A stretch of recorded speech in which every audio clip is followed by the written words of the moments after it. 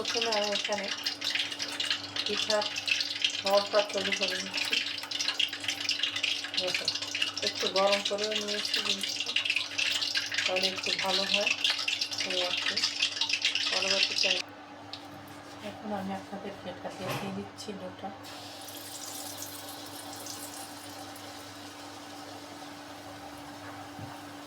হয়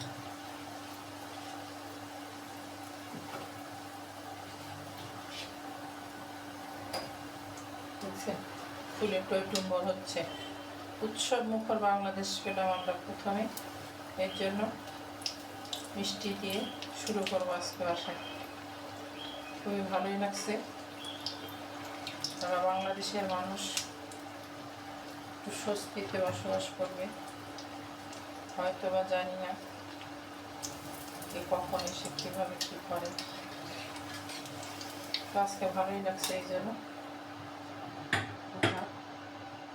তৈরি করলাম। একে একে সবগুলো এভাবে উঠিয়ে নেব।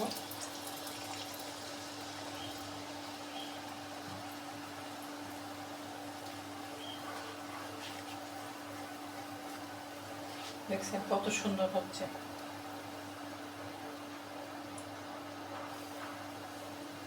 এগুলি আমাদের বাড়িতে আগে রসের মধ্যে ভিজাইতো, তখন রসে তো পাওয়া যাবে না। রসের মিষ্টি একটা আলাদা, চিনির মিষ্টি একটা আলাদা।